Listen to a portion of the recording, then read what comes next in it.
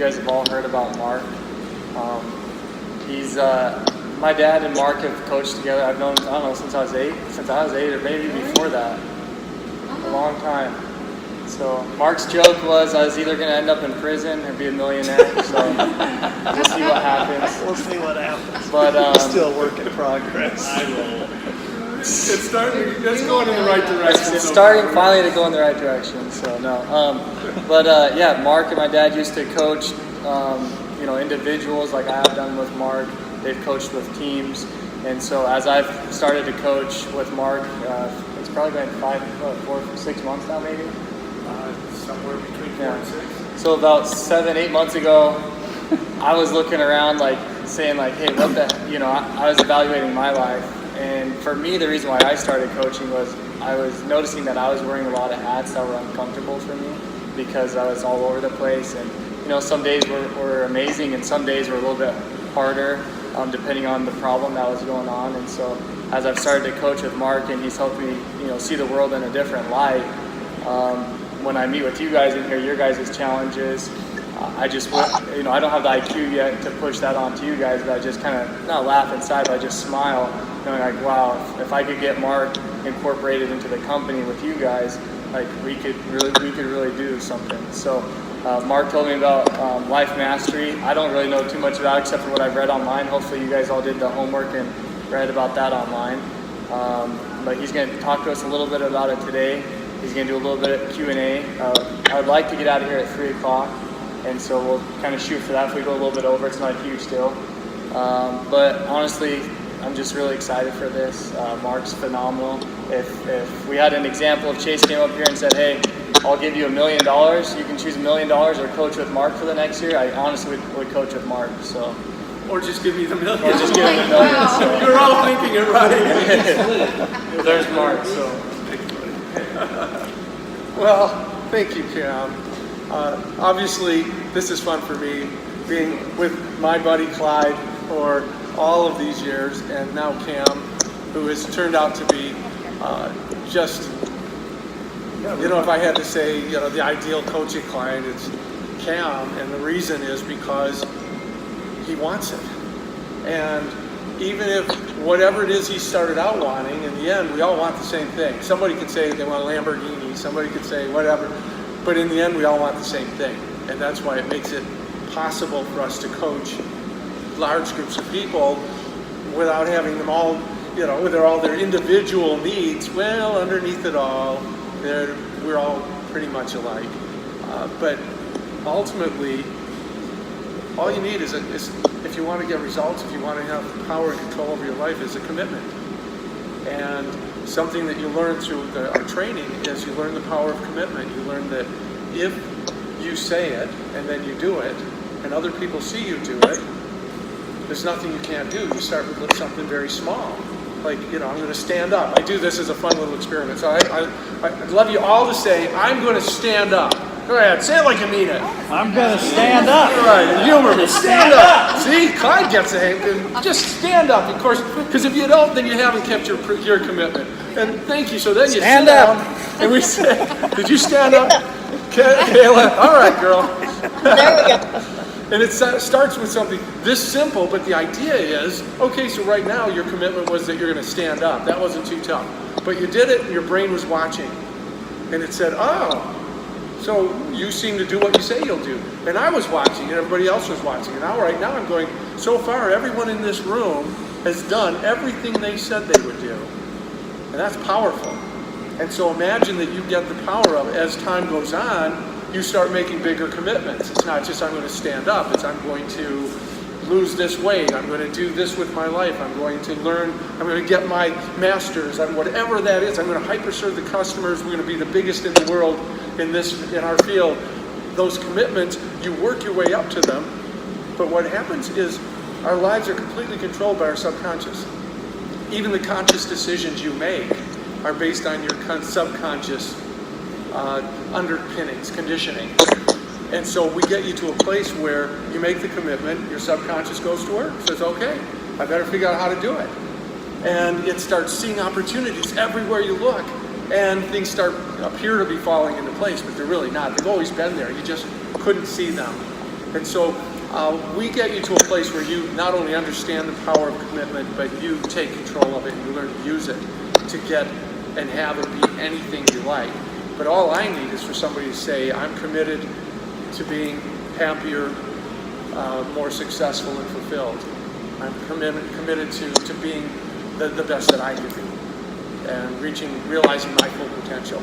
If you have that kind of a commitment, then I took all the things I've been doing for years in my coaching and said, I could put this in a program.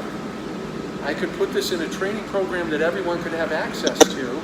And although I won't be there physically to provide some of that one-on-one, a big piece of what a coach does, as you all know, is why do you hire like a fitness coach? Yeah, he tells you how to, do your things, but what's the main reason for having that fitness coach? What's that? Push. Yeah, he pushes you and holds you accountable. Yeah, accountability. If it's a running partner, they're going to show up on your door at 7 o'clock in the morning, boom, boom, boom, and you're like, oh, no, I'm not today. Like, what? I got out of bed and I drove all the way over here. Get your butt out here, and you go. Well, we decided that one of the ways we could do that is by putting you on teams where you hold each other. We call it gentle accountability. You don't kick each other's butt. You don't go, you loser, I can't believe you didn't do what you said. So we have these teams of 6 people, and there's a leader and a co-leader, and they take you through this training. Much of it is the foundational work that I do with my one-on-one coaching clients, but you have access to it, and there are certain things that will come about as you're doing the training. So let's start with this. How many of you had a chance to peek at the website? Yep. Yes, beautiful. And I don't know, see the video. Even if it was just the video, then you get a very. Did your hand go up there, Kayla? Yep, it Oh, did. that's great, because I was looking around, I didn't notice. So thanks for that. So the first question is, what do you want? And you can take that in so many ways. What do you want? You're here because Cameron told you to be here. But is there any chance that after you just read a little bit on the site that you started asking, well, if I could have some of that, if I could have more of whatever it is that's missing from your life, less of the things you don't want, did you have, I saw you nodding, did you have, anybody have anything that they want to throw out there? Well, here's some things that I think these are things I want, that I'd love to have. If I could have anything, limitless, Yeah, success. And interesting, what does success mean? See, when people say you're a success coach, well, that's something different, right, for everyone. Yeah. For a stay-at-home mom, it's different than for a billionaire. They've got different missions. Success is basically having a life that's happy and fulfilled. It's a life of meaning and purpose, a life that you can live and die without regrets. Isn't that success? So, yeah, what were you going to say, Adam? Oh, what stuck out to me in the video is that knowledge isn't power. Essentially what you're doing with it. And I just remember there was a phase about a year ago where I was doing a book a month for about 2.5 years straight. And nothing in my life changed. Yeah. And it just made me realize that it's more about what you do, the information you're given, and being consistent. Yeah, it's everything. It's in fact, theoretically, the material in Life Mastery, I've been doing this for 40 years, and it's the culmination of every insight that I'd ever read or studied or come up with on my own, tested and tried, and all put into this one thing where I thought, if you do it right, you don't need 50 books or 500 or 5,000, 20 seminars. You could just take, what if there was enough stuff in one where if you could just master 10% of it, you'd be the most empowered, most enlightened person you know. What would that be like? And that's just 10%. And so that became the goal, was to create a system that would guarantee that it isn't just information. Now what are you going to do with it? So today, this week, session 1, we're going to learn about this. And now you've got these exercises that will help you understand it. And then you have these daily practices where you apply it to your life. It's okay, do what you need. Just whisper, just tiptoe. And so you get to basically say, all right, so I get this, and that would make sense. And yeah, if I did that every single day, my life would probably be better. And if I did it every day for a week, 3 weeks, 6 months, at some point, I wouldn't have to think anymore. It'd just be who I am. Any of you remember the first time you ever drove a car?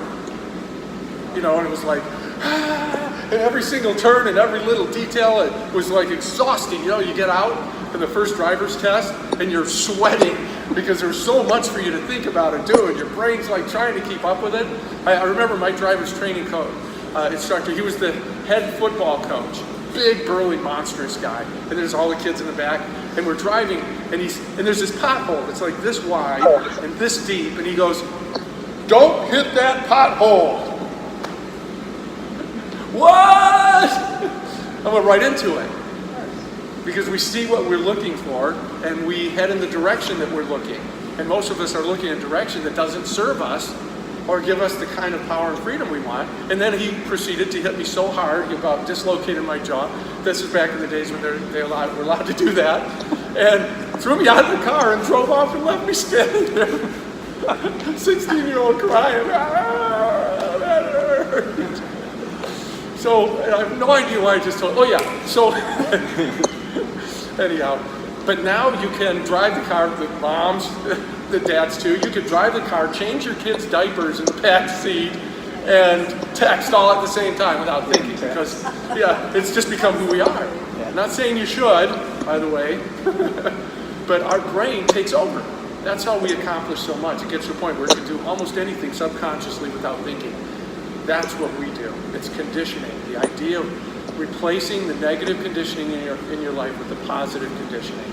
And if you think you don't have any negative conditioning, boy, look around at all the people who you know who do. Well, they look at you the same way. We've all got it. See, the crazy thing is the conditioning that determines everything we think, feel, and do. Everything. But we didn't create it. It was just given to us. We're born with it, and it decided what our lives would be like and who we'd be and what kind of people we'd be and victims and all those things. But what if you could actually identify all the things that cause you pain and suffering, hold you back, and replace it with the opposite? What would it look like? And this applies to both your personal life as well as your career. In every area, you have the ability to create, and that conditioning is made up of 5 things. Your perceptions, how you see the world around you. Would you agree that there's more than one way to look at something? In fact, and it's kind of a bit of, perception, reality. Einstein, they said, "What's the definition of reality?"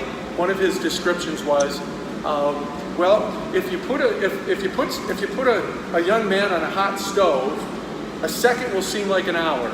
But sitting next to a pretty girl, and an hour will seem like a second. Because that's reality. Well, that's actually, truth is, we're all having a different reality this very moment. You sit next to somebody on a roller coaster. Somebody who hates roller coasters and somebody who loves them. 2 very opposite experiences. One will last forever and one will seem to last 30 seconds. So even time is relative. Everything. So what if you could take control of your perceptions? Stop seeing things that cause you pain and suffering, that limit you, that hold you back. And start seeing things in a way that give you this amazing power, and so on and so forth. Same thing with belief. Our beliefs control what we think, say, and do. And if you want to know how powerful is belief, take a bunch of kids, convince them that Americans are actually truly evil. The devil spawned and they're going to destroy the world.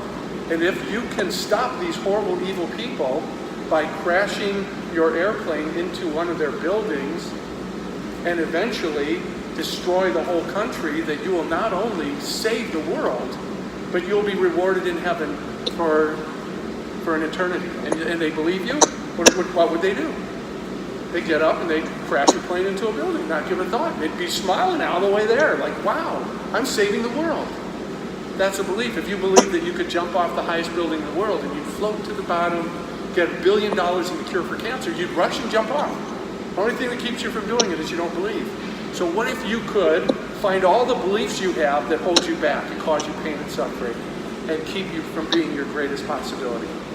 And you could replace them with beliefs of an opposite nature. And you could say, so you're just telling us that perceptions and beliefs, these are all these stories in our head, right? And you're saying just take and replace the bad stories with stories that make my life feel better and make me better? Well, you're telling me to live in a fantasy world. You already do. That's the big joke.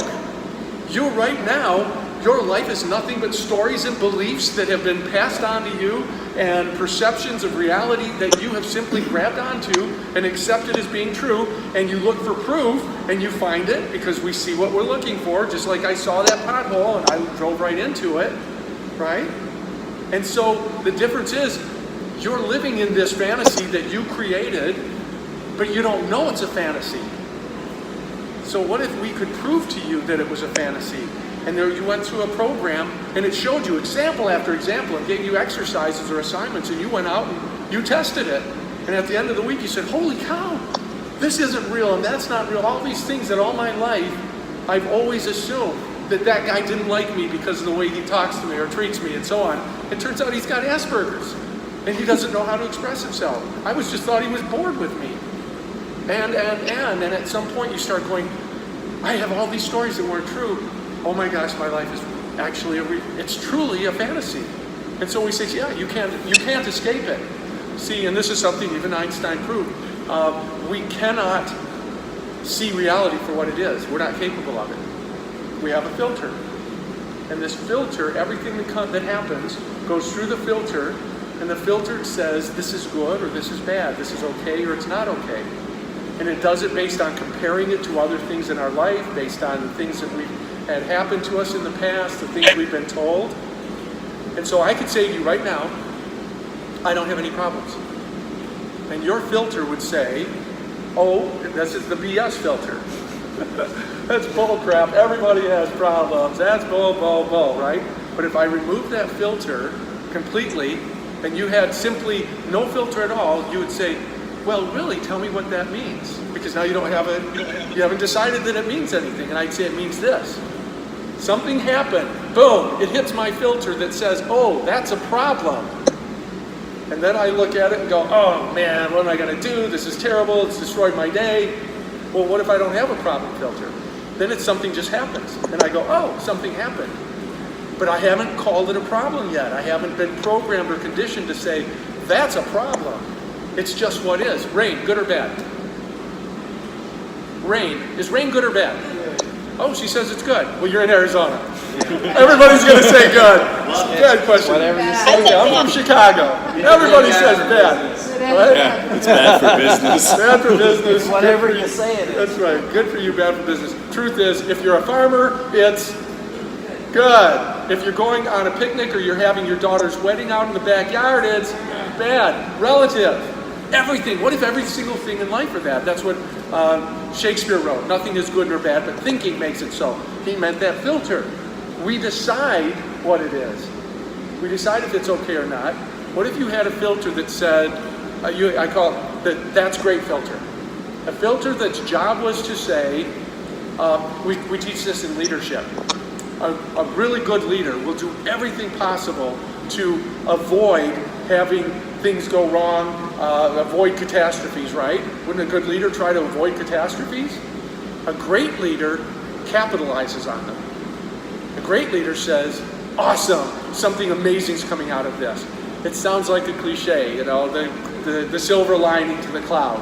But a lot of cliches became that way because they're true. And they've been true for thousands of years. We just stopped listening to them and stopped applying them. But what if you got to a place in your life where you actually always automatically assumed that no matter what it was great? You had a filter that just said, well, that's great. And you asked the question, the most powerful question you can ask is, well, what's great about this? What would that be like? If you just, no matter what it was, a customer, anybody here deal with any upset customers ever? Anybody ever have, like, your equipment doesn't show up on time, or the people aren't there on time, things go, what if you automatically have this filter that says, well, this is great, and now I get to figure out what's great about it, and it automatically jumped from that whatever happened to, okay, something great is happening here. And now if you look back at your life, all the most amazing things that have ever happened to you, all the things that you're the proudest of, almost every one of them started out as a problem. something that was a pain in the butt, something that was a challenge, something that you overcame, and as a result of either dealing with it or overcoming it, you became someone else. You ended up with this great thing that you're now proud of. Whether it was running a marathon, which, starts out, that's 26 miles a marathon. What is it, 26.2? The numbers that they put on the back of their car? You've seen them, right? The 26.2, that means they ran a marathon. I saw one that went by the other day. Is it 26.24? No, I think it's 14. 26.2. I saw one go by the other day and it's 0.0. That's great. So I just did this. I hear you, brother. But what if? That's great. But you got so good at it that you didn't even have to think. You were the bright spot in the room. You're the one who automatically, when everything happened, everybody turns to you. Because they know that you're going to find something. Now that's real leadership, right? I mean, these are the people who do we look for? The ones who are going to go, oh no, what a disaster. Oh, look what happened for me. Why does this always happen to me? And Helen Keller, and I love that she wrote this. She was blind, and she's writing about shadows. How do you even know what a shadow is when you're blind, right? But she wrote, you cannot see your shadows while facing toward the sun. And so she didn't suffer the way most people suffer because she refused to focus on those things. And I love to call it focus because, and I'm just giving you little snippets, just whatever flies in my head. I don't have any notes here. These are just little pieces from the course. And I love to show you that one of these 5 things, so we talked about belief and about perception and how you can take control of those. One of them is focus. Focus is deciding what kind of a life you're having right here and right now. What are you focused on? If you go to that picnic, the one where it's going to get rained out, but the rain's not coming for 2 hours, and you focus on the picnic, on the rainstorm that's coming, you're going to have a hard time. You're not going to want to really put all the games and toys out or get out the food. Look, we're going to have to turn and get back in the car anyhow, and it ruins the whole thing because you're focused on the storm in the distance. But what would a 4-year-old be focused on? Just have fun. Yeah, that butterfly. They don't care. And they're going to have the time of their life because they focused on this being here and right now. And so you can do that. And you can only focus on one thing at a time. So when you're focusing on something wonderful, you can't see the rest of it. Put your hand out right now. Look at the back of your hand. Everybody, just really focus on the back of your hand. Okay, you see it? Look at the lines, look at the veins, look at everything you can think of. Okay, now put your hand down. Where was the shadow being thrown by your hand? Where did it land? Directly in there. Did you see it? Oh, man. There's always one. Well said. Well done. He did have that bright piece of white paper. Yeah. I have to say, and don't hold your hand over a bright piece of white paper under the light. That's good. So, and there is an exception to every rule. We teach that. But for the most part, you're so focused on this, you can't see the shadow because of that focus thing. So imagine if you could take control of your focus and learn to be totally present right here, right this minute.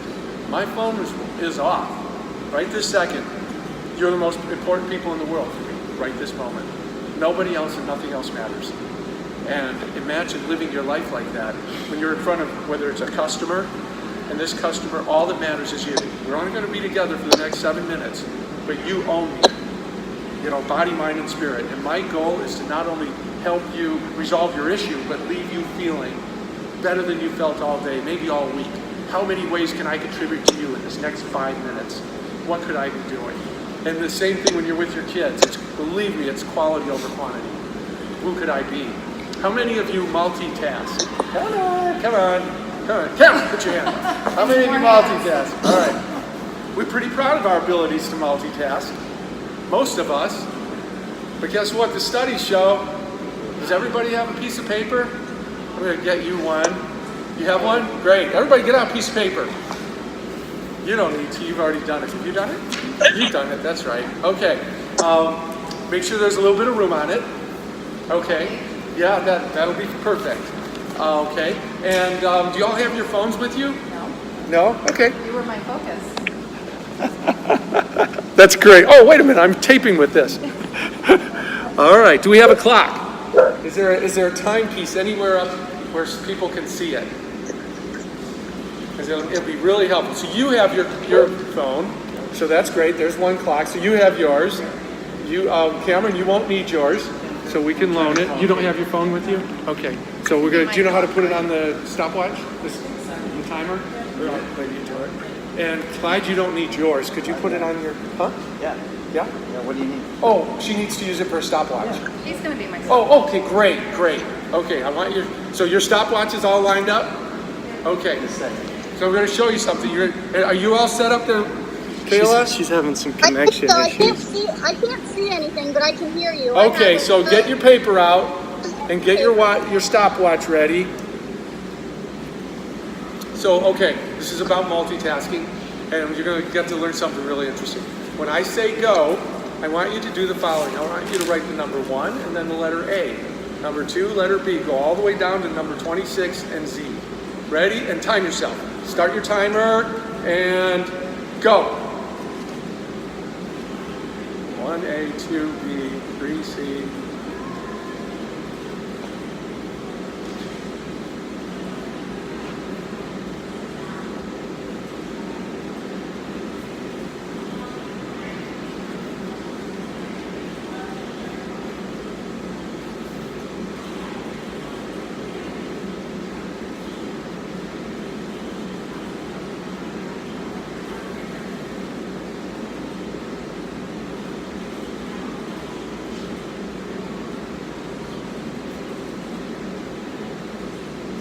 And then stop your stopper when you're done.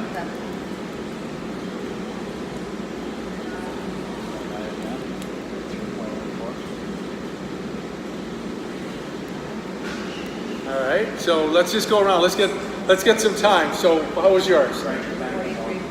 43, that's pretty fast. 51, that's pretty typical. 46, quicker? 37, oh my gosh, we've got a speedster. It's Flash. You made 47, all right. What's that? Never mind. 34. Okay, what was yours, Kayla? 34 seconds. 34, holy moly. She's known for lying. Now you weren't supposed to, you weren't supposed to use your typewriter. No, I didn't. I'm kidding. Okay, recue your stopwatches. Get them back to 0. Let me know when you're ready.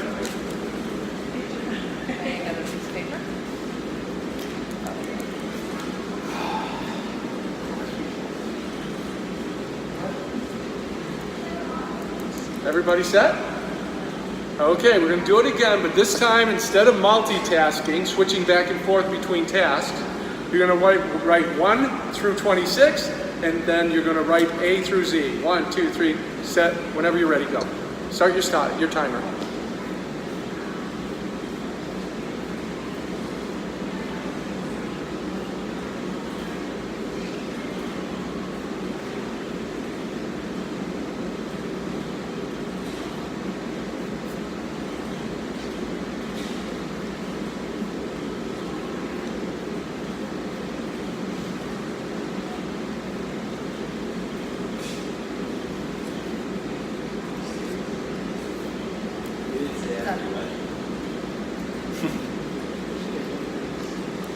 Is everybody set?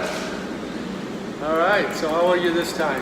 32.1. What was it the first time? 43. From 43 to 32. Whoa, how about you? 34. From 51 to 34. 46 and 27. Wow, half. 37 and 30. Really? You just messed up. You can go now. It's okay. He's messing up all my stuff. That's funny. At least it wasn't more. Right. You can keep multitasking. It doesn't make a difference. Go ahead. 37, 33. Yeah. So obviously. Oh yeah, Kayla.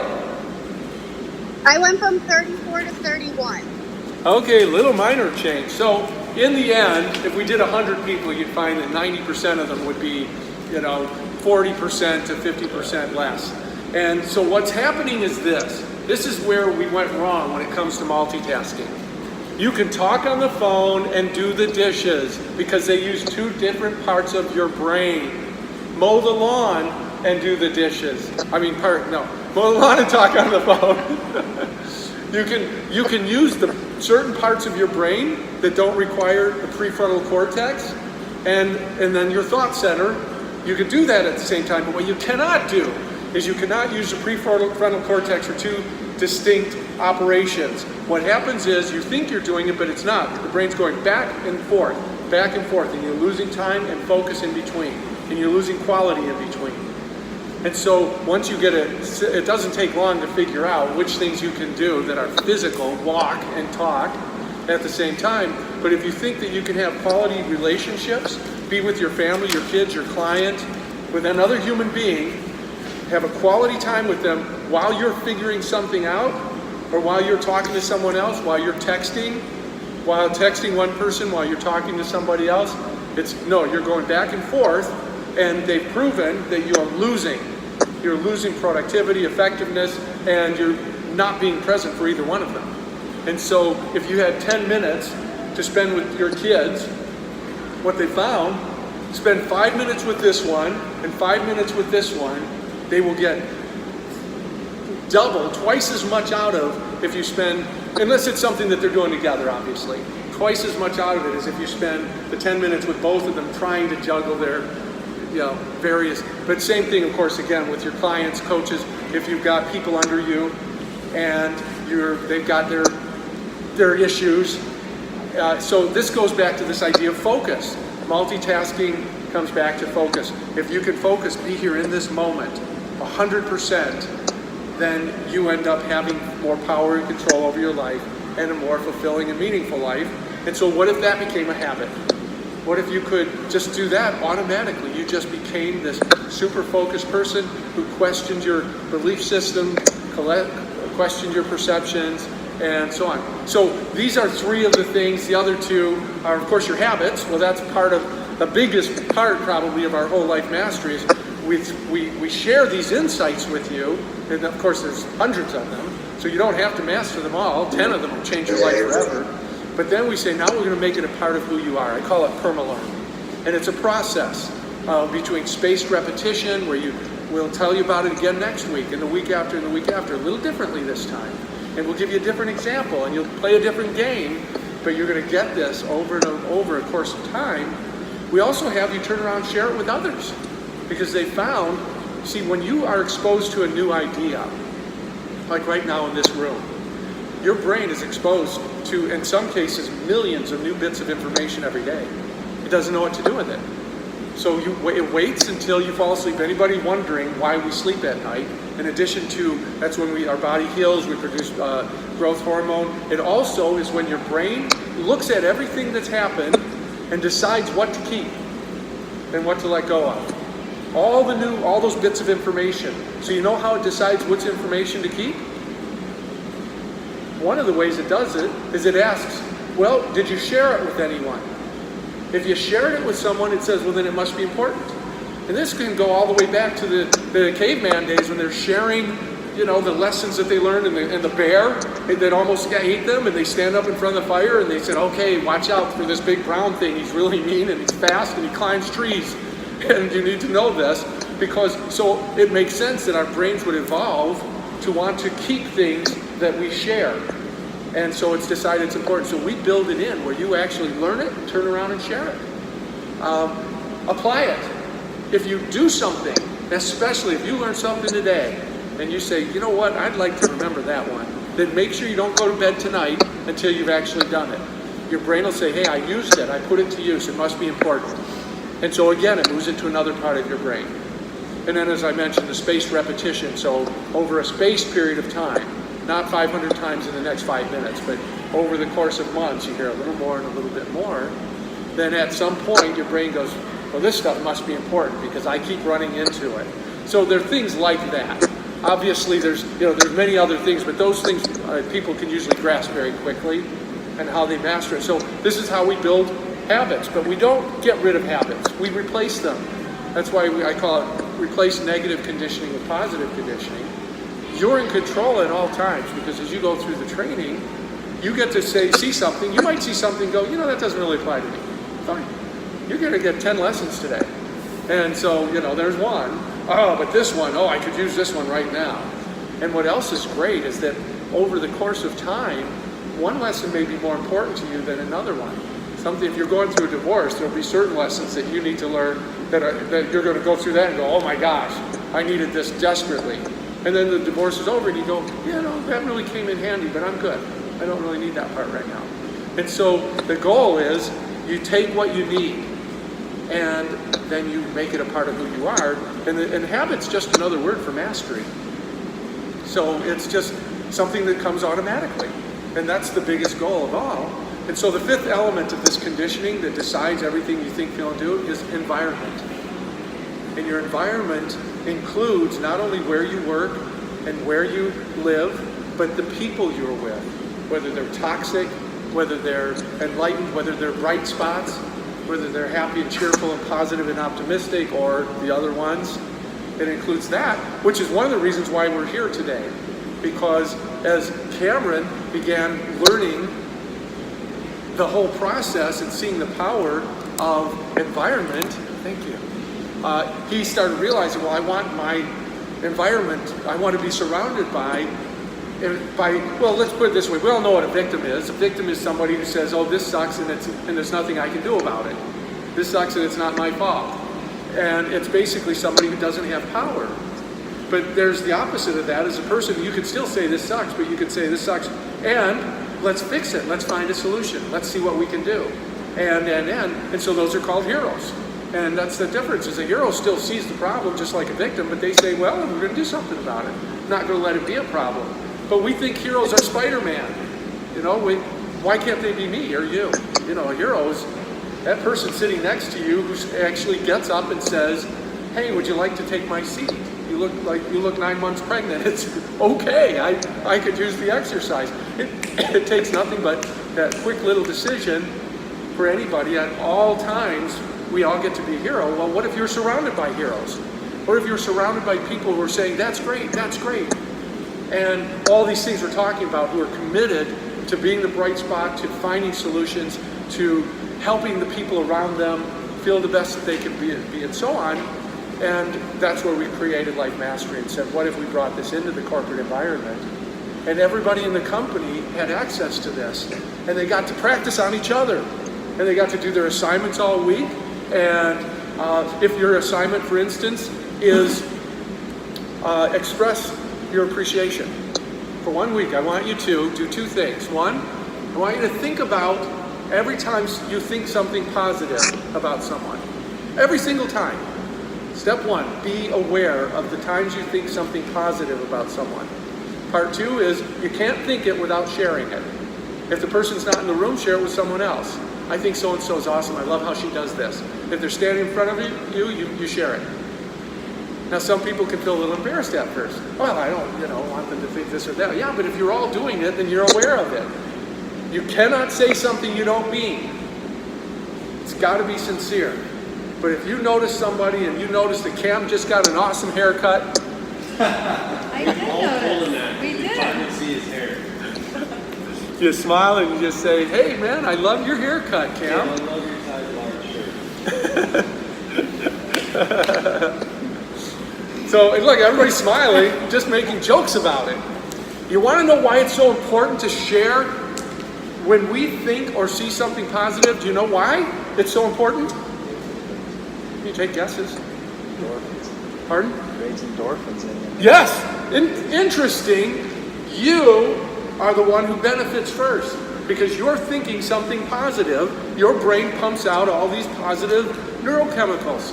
Every time, it's like the person who says, I'm miserable because I have such a bad marriage, my husband doesn't love me, I don't feel loved. Well, you can't feel someone else's love. That's a chemical action. You can feel only the love that you have. That's the only love you can literally feel. And it's your chemical action. You want to feel love? Then find somebody that you can feel love for. And as you love them, as you think about that person and how much you appreciate and love them, boom, all come out the chemicals. And you get to be happy. Now, the fact that you share it with the other person, well, now they get to feel one of their great needs met. I'll share that. How much time do we have? 15 minutes. Okay, I'll share one more thing, then we'll just kind of go to open floor. I don't know if you guys have questions. Yeah. I told wonder if he's short. Yeah, so I'll try to rush this up. So I'll finish this one last Can't thing. rush anything. Yeah, I know, I can't rush it. You can't rush It's it. just, I mean, actually, everything Stop comes. you right now. Go ahead. All Try. right. Try. So, yeah, so best. so this would be an assignment, a practice this week. Everyone in this room, I would love to have you. Every time you think I love your smile, Clyde. No, really, you have a smile that just, when I see your smile, it just makes me just feel totally loved and appreciated. Doesn't he just have the most real, engaging, genuine smile you ever saw? And so I was literally thinking it. Now, in our normal culture, I would have just thought it. I wouldn't have said something. So I just said it. And I got a hug out of it. And it's like, wow, what could we do? What kind of difference could we make if we were, and now here's something great. Look for it. You see, when people say, so you want me to tell people, say nice things to people, well, what if there isn't anything? Oh, there is. You just have to look a little harder for some people, but even jerks have best friends. Even a jerk has somebody who thinks he's awesome. So you just look a little bit, you look a little harder. Now, would this come in handy if you were on the phone with an upset client or you're dealing with somebody who's like not in a great place? I had a flight attendant, and she was having the worst day of her life, and you could tell. And she was miserable. She's slamming things around in the galley, and just no smiles, and just like sloshing water when she's putting them there. And I thought, this woman is definitely in need of a little something extra.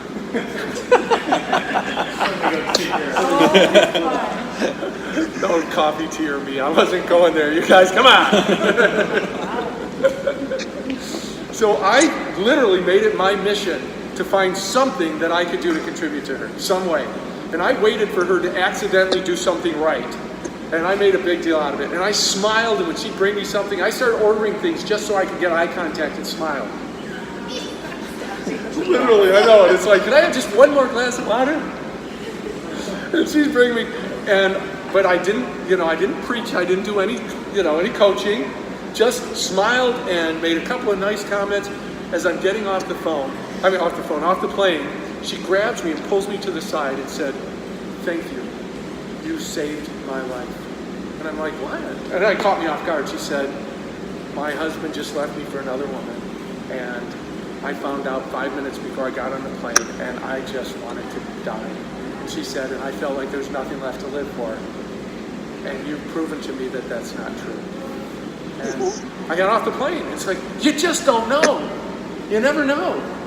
You could change somebody's life like that by just make that little extra effort. But one thing we do know is when I asked you when we first got here and I said, "Why are you here? What do you want?" Well, yeah, we're here because they told us to come here, but, well, y'all want something. And you could say, well, I want to be happy, or I want this, or I want to be this and this and this. Well, underneath it all, something occurred to me years ago. We all want something that very few of us understand, and it's this.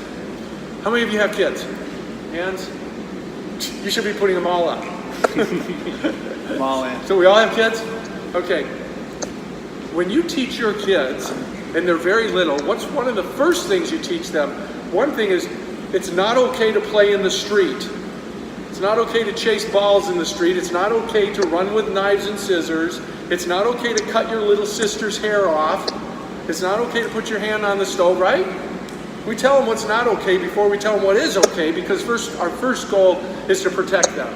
And so for every one thing we say, oh, that's good, we say like 10 things that's not okay. And that's how we train our children, and that's how our parents trained us. That's okay, that's not okay. And eventually, okay, not okay, good, bad. Somewhere in there, we use those words, right? It's like good boy, very bad. That's not okay, right?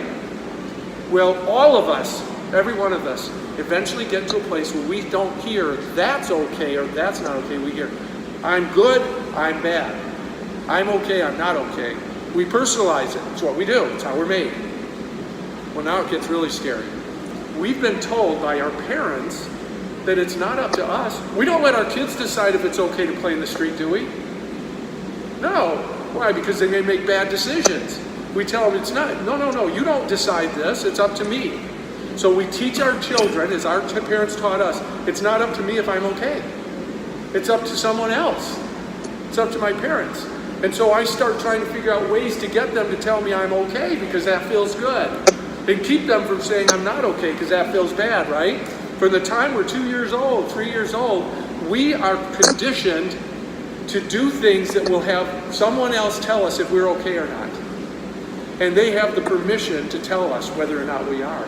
And then guess what happens? They go on a date and they bring grandma and grandpa home. And now it's up to them, right? And then a babysitter. And then you go to school and it's up to the teachers and the coaches until you grow up as an adult. And what have you learned? It's not just your parents. Everybody but you gets to decide if you're okay. The whole world. It's up to them. And my job is to get you to tell me that I'm okay because I'm conditioned to want to feel that good feeling. And so I spend my whole life trying to get you to tell me I'm okay. And you want to know some of the things that are wrong with that? You already do. One, if he says that I'm okay, well, he doesn't really know me. Wait till he finds out what I'm really like. He'll change his mind. If he thinks I'm okay for something I just did, well, that's just this one thing. Wait till the next time he sees me and I do something different. It's fleeting. It's either he thinks I'm okay because he doesn't know me, or he's just wrong, or he's, a little crazy, or because of this one thing I did, but I might not get it right the next time. So even when they tell us we're okay, well, he might not say it. Just because he does doesn't mean he will. So it doesn't last. It's just this one moment, I'm okay, but everybody else doesn't say that. And so now I need the whole world to tell me I'm okay, always, all the time. Are they going to do that? No, we're screwed. But the worst part is we don't believe them anyhow. It's only for a minute. We don't believe it. And we never will. There's only one way any one of us will ever get what we really want. Truly, deeply want. What is it? Learn how to kill ourselves. That's the day that you learn that nobody's opinion matters but yours. It's okay to respect their opinion, to admire, to listen to them, to care for them, to be aware of their opinion. But when it comes to their opinion of you, no one's opinion matters but yours. And it never will. And the day you can look in the mirror and say, I'm okay. I'm okay. Yeah, I totally screwed that thing up, and I'm okay. Yeah, I bought way too much of that, and I'm okay. Yeah, I cut my hair too short, and I'm okay. Yeah, I'm not perfect, and I'm okay. Because I'm not supposed to be perfect. You know how I know that none of us are supposed to be perfect? There's 8 billion people on the planet. Do you know anyone that's perfect? If we were supposed to be perfect, wouldn't there be a few of them? At least a couple, right? So I like to look at it like, let's just say that there is a God. And so we're like, amazing. We're miracles, God created these miracles. And we can do pretty amazing things. If you compare us to a frog or something, we're pretty amazing, right? And maybe even miracles. But we're a mess. So we're all messy miracles or miraculous messes. And what if you could be okay with that? Yeah, I'm a miraculous mess. And I'm okay with that. I'm okay. Because if I were perfect, nobody would want to be near me because I'd make them all sick and they couldn't relate to me and I'd be all frustrated with them if I really were perfect. Anybody here ever bake cookies? Hands? Somebody bake? Yeah, I love it. The guys' hands went up. You never baked a cookie? Only the guys. How fun. Okay, well, one thing we know for sure. What makes cookies so good? It starts with an S? Sugar. Sugar! Cookies are supposed to be sweet, right? So why do we put salt in them? It's because without the salt, they're too sweet. We need the salt. It actually makes the cookie taste better. It's counterintuitive, but that one thing, that little bit of something that's not supposed to be there, that's not perfect, that's not sweet, actually makes the cookie taste better. It makes us enjoy it more. Well, guess what? Those things about you that aren't perfect, that's the salt. That's the thing that makes you so that you're more interesting. Savory, they call it. That's the thing that makes it so that people don't get sick of you.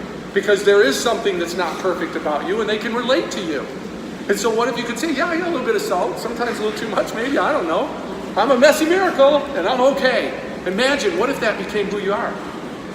And you got it. And what if you understood that every single person in this room and every person in your life and every person who walks in front of you, every single client who walks up to you, no matter what's coming out of their mouth, what they're actually saying is, am I okay? Am I okay? Am I okay? Can you tell me I'm okay? I had Cameron, I told him about when he sends all the drivers out to do their runs. I said, you wouldn't send a truck out with an empty tank, would you? To drive to Flagstaff, to drop something off? Well, no, of course not. You'd fill the tank up, right? First you fill the tank up. Do that with every person you know. They're waiting. They're all driving around with empty tanks. Fill it up. How do you fill it up? I love your smile, man. I love your haircut. I love how observant you were with that shadow. You know, it's, wow. There's something wonderful. Share it. Help them until they become the person like you're becoming, who says to themselves in the mirror, I'm a messy miracle and I'm okay. See, they're not there yet. They're not ready to learn that lesson, and it'll be a while before you master it. So you'll still need to know, am I okay? If they pull up in a beautiful brand new car and they take their time getting out, just, you know, oh wait, I'll be right there. Hey, how you doing? They're waving to you from the parking lot, so you'll look over. Oh, is that a new car? Oh, why, yes it is. I must be okay. That must be. Nice car. Yep, there it is. And then somebody pulls up next to you in your BMW, your 300 Beamer, and they pull up in a 700. They go, Hey, oh, got a okay. nice little speed bump Yes, you I'm got not there, okay. buddy. I'm not okay. I'm okay. So one day, imagine that you master it and you get it. I'm okay, and your whole life will change. Everything you do, what you do, why you do it, and how you do it will change, because you've changed your whole purpose and your whole motive and what's behind it. But imagine how amazing you'd be with other people if you simply got that. To just asking me, am I okay? This customer who's just so upset that nobody showed up and nobody returned my call and everybody's ignoring me. It must be because I'm not okay. They don't respect me. I'm not important. I don't matter. And you say, wow, that's not okay. You are so important to me. I will do whatever it takes to take care of you. We're going to fix this. And how can I make this up to you? Because you just seem like such an awesome person, and I don't want you to have a bad day on our account. Let's see what we can do. What they're hearing isn't you're going to fix this problem. What they're hearing is I'm okay. The problem is secondary. Yeah, they want their cooler, they want their filter fixed. But mostly they want to know that they're okay. That's why they're really upset. The filter's just an inconvenience. It may have been spoiled the party, but more than anything, that driving force is if you treat them with respect and tell them you're okay, we're going to take care of you. Have you ever had somebody give you bad news, but they do it in such a way that you don't mind? It's like, you just need to know, you are our number one priority. I really care about you. I'm going to take care of you. Whatever it takes. This thing hasn't shown up yet, and if I have to stay up till midnight, we're going to get to the bottom of this because you're important to me. And they're like, oh, don't worry about it. It's fine. We'll just move the party because you've answered that question. So this is a tiny little snippet of what happened when I had the chance to create Life Mastery, which, by the way, I have written the first time. I've been doing this for 40 years. I wrote that 30 years ago, and I rewrite it every year for 30 years. So you can imagine how closely we've gotten it to throwing out the crap and keeping the things that everybody says, oh yeah, that one really works. And what's beautiful about it is you get together. You can do it on the phone. You can do it together in a team. You get together for a week. For an hour once a week, and you just talk about what you read that week. So here's the session, and so let's say we get together every Tuesday at 10 a.m. So just before you go to bed tonight, make sure you read next week's session so you have the whole week to practice it. If you wait till the last minute, you didn't get to practice. So read it before you go to bed and then spend the whole week doing it. And now next week we're going to get together and we're going to talk about it. So, here's what I did with that, and here's the assignment, and this is what I did. And this is, here's what I got out of it. And as you're sharing this between each other, you end up finding that you learn more. Sometimes you learn more of a lesson from the person who shared their lesson. Well, here's what I did. And you're like, oh my God, now I get it. And it helps drive it home. So the sharing helps drive it. And then the accountability, well, here's what I'm going to take on this next week. So how did that thing go? You were going to go do that. And it's like, oh yeah, I want to make sure I have my story when I get there so I can share it. And after you go through it, here's how we've designed the program. It's not a course, it's a practice. How long do you think it takes to master something? Of course, we know the number, 10,000 hours is the magic number, whatever that might be. And of course, now they know it varies, and it depends on all sorts of things. Well, so this is something like Tai Chi. How long do you take Tai Chi? For a week? For 3 months? What? Your whole life. A whole life. It's a practice. So they say, well, how long do you want me to practice mastering my life? What does mastering my life mean? I mean, geez, wouldn't that be, if you had to master something, wouldn't that be a cool thing to master, right? So how long should it take you to master your life? You know, especially what if there's hundreds of things that you could master? So we designed it so that you can do this for the rest of your life. So it's a 3-month curriculum that's designed so that at the end of the 3 months, each of our participants, they then become, so we have a leader, a team leader, a co-leader, and 6 participants. At the end of the 3 months, this leader falls off. The co-leader now becomes a leader, and the participants each become a co-leader of their own team. Now, there's not a lot for you to have to worry about because the curriculum's there. It's just that you help the leader engage the group. Keep them all engaged. Hey, well, who else wants to share? And what did you learn? And, oh, here's what I learned this week. So they're still involved. And if somebody's stuck and nobody has a story to share, well, they've got a story. They always come with a story. Well, here's what I did. Well, the first time I went through, here's what I got, but here's what I tried this week. And what happens is everyone, there's no exception, everyone who goes to the next level and says, so I'm going to be a co-leader this next time, they all say I got at least twice as much out of the course the second time as I did the first. So many things slipped by me the first time that I didn't even see because I was only looking for one thing or another. And oh my gosh, it's like, Mark, did you completely rewrite the course? No, we only changed chapter 3. Wow, where'd all that new stuff come from? The course didn't change, you did. And then after you've done that and you've gone through another 3, so now you got it on a deeper level, then you move up, now you're the leader, and one of your team people becomes the co-leader, and all the folks show up. Again, this whole time you've been already learning the material, and it's not like you have to teach. You're just there saying hi to everybody, get on the call, and making sure that they share, and that somebody has something to share, and you, of course, are sharing your best stories to help them understand more clearly what it is that they're trying to learn and master. And you can literally do that. From that point on, you can just keep being the leader. And so we go from the top of the company and all the way down through the company until we're all the way, everybody in the company's gone through, and then we take the families through. And they get to take it home. And this is how the process works. And you can do it for as long as you want to do it. Of course, for as long as you're a part of Cam's company, the goal is to make it a part of what he has to offer. And what we found in the past, we were voted this program at Boeing. In fact, it started with Boeing right there at the plant up on McKellips or Bell Vista. Yeah, we actually started with them at that plant because they had merged with McDonnell Douglas, and we have massive issues because of the different cultures. So they brought us in and said, maybe you can get them all on the same page. And we used this, and then it spread out. 200 employees at the time at Boeing. It was voted the #1 employee support tool and training program in the country, in the company. So the goal, and this is something that a commitment I've made to Cameron, is that once the folks get the hang of this and they start realizing that, wow, you know, a paycheck's great, don't worry, you won't get paid any less. Hopefully more, because you'll be producing more and be more effective in everything you do. But the goal being, Jim was like going, shut up, enough of the money, enough of the money. That wasn't, we didn't talk about that. Well, of course, our goal is to have you all elevated in everything you do. Be better, do better, and so on. So, but the goal is to have you at some point say, this is why I'm here. The money's good, the company's great, but it's because of what I'm learning, the program, and the people I'm surrounded by, enlightened, empowered human beings who are all up to the same thing, all playing this amazing game that we call life mastery. And so I said, Cam, invite a few folks, because the first one we roll out is going to be me, and I'm going to bring 2 of my co-leaders, and they'll split it out as the teams roll out.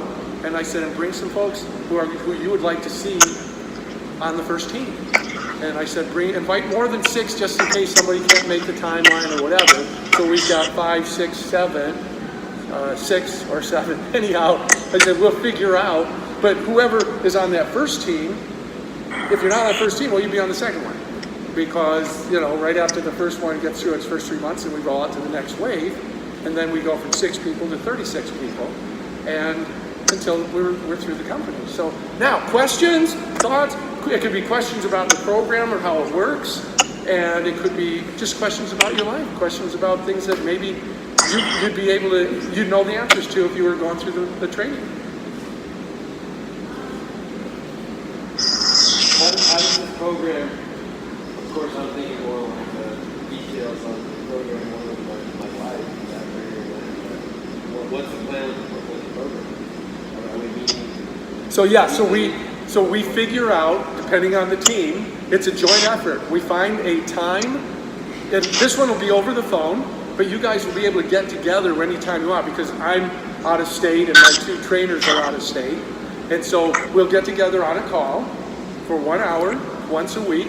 We'll pick the day and the time that everybody agrees to. And then you can do it from anywhere, from here, from home, from wherever you are. And you just get on the call. We just all go around and share. And the experience is made so that anybody, even an introvert, somebody who's afraid to ever open their mouth in front of anybody, they end up loving it, saying, "Oh no, I finally found a safe place where I can be vulnerable and share and feel supported." And so it's definitely it's not intimidating. There's nobody ever gets in someone's face. That just never happens.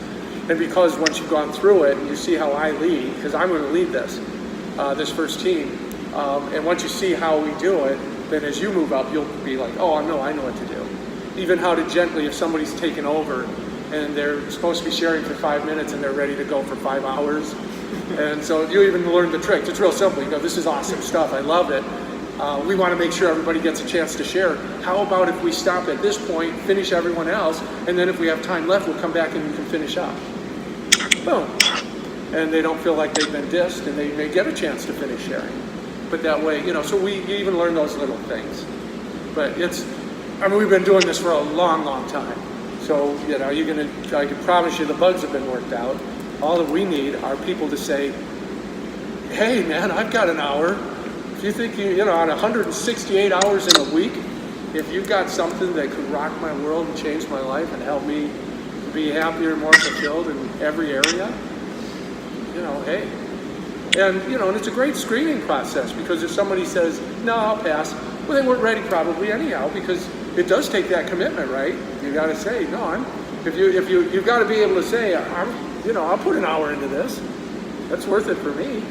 Because most of the assignments, because you could say, "Yeah, but the assignments take time, and there's all that." And I say, "Well, no, actually not. For instance, here's an assignment. Tell me how much more time this would take. I want you to go 24 hours without saying one negative thing." You can't do it. But if you could, it wouldn't take any more time, right? I want you to explore. So we do things that don't take more time. It doesn't make you do more. In some cases, it saves you time. It'll have you do less. It's more about doing it differently. Find a different route to work tomorrow. If anything, it takes you 2 more minutes than the second route. But what if it saves you 2 minutes? So it's not a time-consuming issue. It's more about, do you want to do something cool? Do you want to take your life to another level? Other questions? Or, like I said, they can be personal. We can do a little Q&A, a little question mark format. Because that happens too on the calls, where people will say, "Well, what do I do about this?" And usually, by the time you've made it to leader status, you know the answer. And you're able to say, "Oh, well, because we use these universal principles, and they are universal." They're the kind of thing where I finish a seminar, and I'll have somebody come up and whisper, and they'll say, "You're LDS, aren't you?" And then the next person will come up, "Are you Buddhist? Are you Hindu?" Because we use the fundamental universal principles that every major religion and culture are based on. So we don't teach anything that's controversial. There's nothing we'll say where you'll go, "Oh, wait a minute, that doesn't work for me." Those got thrown out a long time ago. Yes? What are some best practices to become more self-aware in preparation for this as we do it? Because I noticed a few times, I'll be with my scheduler, and she's like, "Oh, you okay? I'm like, why?" Like, "Oh, just an hour ago you looked mad," and I literally had no idea what he was talking about. So something that you had mentioned, when you think of somebody that you're grateful for, or something that you're doing, to look out for that. Yeah. And that is easier for me to go and do rather than just like start becoming self-aware of like Right. everything that's going on and trying to be a good Yeah. influence. How can we be more self-aware of like this program specifically? Yeah, well, in fact, we teach this. One thing is, one thing we teach is remember, everybody's got their stuff, and everybody's got their stories, and we say, don't own it. Don't own their stuff, step one, because we want you to be okay. Now, that doesn't mean don't respect it, don't listen to it, because their story's real for them. You know, if her story is that I yelled at her, and I'm sure that I didn't, but she actually thinks I did. So you simply say, I'm sorry that it felt like that. And you don't own their story, you acknowledge their position, but then you ask yourself, who am I being, or who was I being that would allow them to feel that way? Who was I being that would allow them to think I was yelling? Who was I being that would allow them to think that I was upset? And more often than not, you'll realize that there was something that you could have done differently. And you might say, you know, now that I think about it, I wasn't angry, but I was having a bad day. And what I was not doing is I was not in total focused concentration on contributing.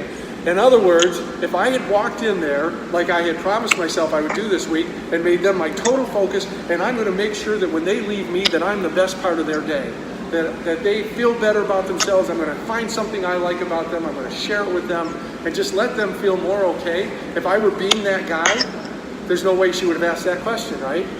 She couldn't have thought you were angry. She'd have thought, wow, you know, what put you in such a good mood? You did. Actually, I did. So, yeah, we don't ever teach you to be a victim, but we do teach you to be accountable. So it's not my fault. However, it is my responsibility. I have the ability to respond differently next time. I do have the ability, although I didn't cause this problem, I could have kept it from happening. I didn't make that person upset, but I might have been able to keep them from getting upset, depending on who I chose to be when I got there. And you know, how far you want. You know, we're not trying to turn macho men into, you know, little sissies. We're saying, you know, within the context of your personality, you get to decide, what does compassion look like to you? What is love and compassion and caring? For somebody, it's eye contact and a handshake. For somebody else, it's a hug. So we're not literally here to change your personality. We're here to help your personality flourish without being encumbered by all the dark stuff. And you'll learn about ego and the role that ego plays, and the self-awareness is going to be huge.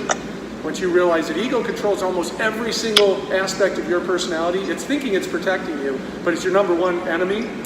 And so I'll have you, one of your exercises is, for the next week, instead of saying the word I want you to say my ego. Replace the word I with my ego, because it's in control of your life that much. So you'll say, I'm upset that you got here late. No, you'll say, my ego is upset that you got here late. I want that car. You'll say, no, my ego wants that car. You do it for a week and you go, holy cow, my ego is running my life. And egos are not enlightened. Egos ruin our lives. What if you could live without having that? So we call it the 3 R's. Learning how to recognize when your ego's engaged, learning how to redirect it, or for some period of time, release it. As a coach, you release your ego. For a little while, I'll have no ego. There's nothing you can say that will hurt or offend me. You can tell me you did some horrible thing. There'll be no judgment. I'm just here being present and observing in a state of compassion and contribution. Wow, if you could just learn to turn that on a little longer each time, how would you be with your customers or your coworkers or your family or your kids during difficult times? Great question. And the last part you just said, I was trying to figure out a way to word the question and the statement I wanted to ask, and ego was the big word. Yeah. A lot of us here have like supervisor experience or leadership experience, and Yeah. the more you do it, your head kind of gets away from you. Yeah. And as you were going through everything, I'm like, that's a good check to kind of bring you back down to planet Earth here with everybody else, if you will. Yeah. And just be that nice, honest guy and sit down with people and talk to them. And more of, people need to close their mouth sometimes and just listen to other people. And I think that comes with checking that ego as a leader and as a supervisor. And so, like, when I first heard about this program, when I got the email from Cam, I was pretty excited. Like, we've gone through quite a few of these, and not here, but in previous jobs.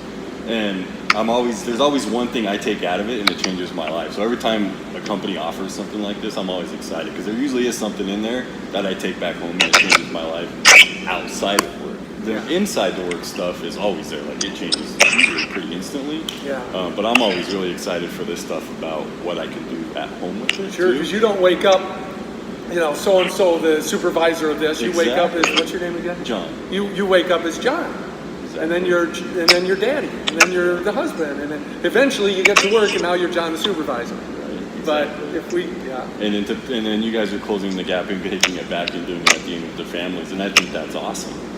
Like that, my wife was pretty excited about that. She's like, "Oh, what? They're gonna offer this to like families?" Because she works from home, so she doesn't get a whole lot of interaction with people. So when she saw that, she was like, "Oh, you're gonna bring some of this back?" It's like she's a supervisor too, so she was like, "Awesome!" Like, she was very excited for it too. So I'm looking really forward to this.